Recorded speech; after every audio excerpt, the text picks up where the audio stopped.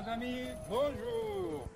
Chers amis, bonjour. Je vais vous présenter un cas très fréquent. Souvent, chez les femmes, ils ont des problèmes de la glande thyroïde. Je vous l'avais déjà expliqué dans beaucoup de vidéos que les problèmes de la glande thyroïde sont plus fréquents chez les femmes car en raison de la ménopause et pendant leur vie, ils ont perdu pas mal du fer. Ensuite, il y a des perturbations de la flore intestinale, donc les mécanismes sont complexes. Les femmes sont sujettes à l'hypothyroïdie ou à la thyroïdite de Hashimoto, des problèmes inflammatoires. On est amené à leur donner des extraits thyroïdiens, de lévothyrox. Donc, on est amené à leur donner des extraits thyroïdiens. Et donc, le problème, c'est que le lévothyrox, écoutez-moi bien, va accélérer le cœur et faire monter, avec cette tendance à la tachycardie, faire monter un peu la tension. Alors donc, on est coincé. D'un côté, il faut donner de lévothyrox, mais d'un autre côté, il y a le problème cardiovasculaire.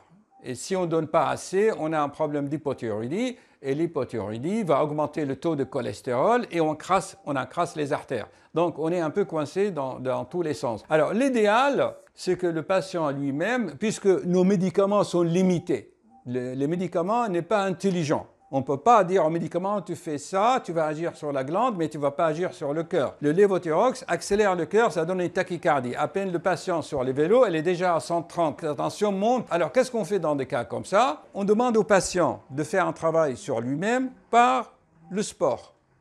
Le sport comme médicament, je l'ai expliqué souvent. Ensuite, si vraiment le patient ne peut pas, il n'est pas assidu, on peut l'aider au démarrage par des petites doses de bêta-bloquants. Vous savez, moi, je n'aime pas trop les bêta-bloquants, mais dans des cas particuliers comme ça, on peut aider. Qu'est-ce qu'il va faire, le bêta-bloquant, à petite dose? Il va mettre une sorte de parapluie autour du cœur. Ça veut dire le cœur, il va bloquer les récepteurs de l'adrénaline au niveau du cœur. Le cœur sera protégé.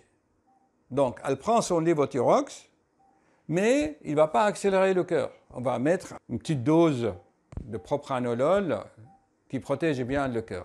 Le temps que vous développez la bradycardie. Ça veut dire le temps que vous ralentissez le cœur par l'exercice assidu, le sport comme médicament.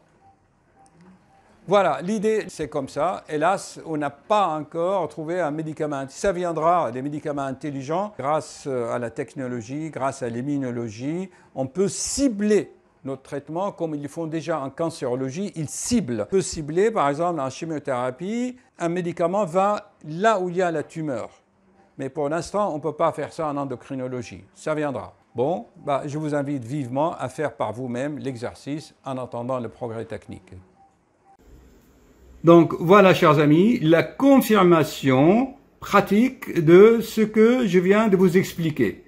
Vous voyez, on a démarré le test, l'exercice, au repos à laver, 157, 114 de tension. Allez, si on divise par 10, ça c'est 1 mm, en centimètres, ça fait 15,7, 11,4. Ça c'est la tension. Et la fréquence était à 94. Vous voyez, à fur et à mesure que la patiente fait de l'exercice, vous voyez bien, la tension baisse légèrement, d'accord?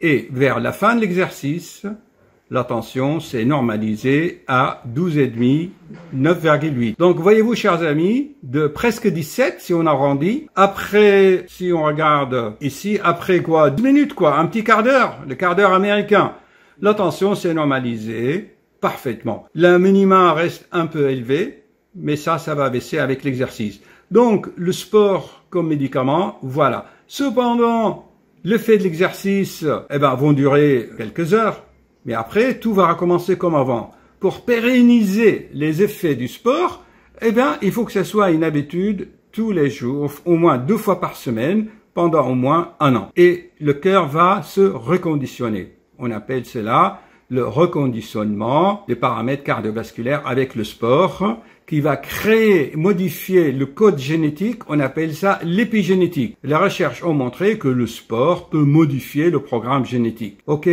voilà la pratique de la chose. Mais en attendant, on va donner à la patiente, en attendant donc, des petites doses de bêta-bloquants le temps que son propre corps reprend le relais. Voilà, chers amis, une démonstration pratique.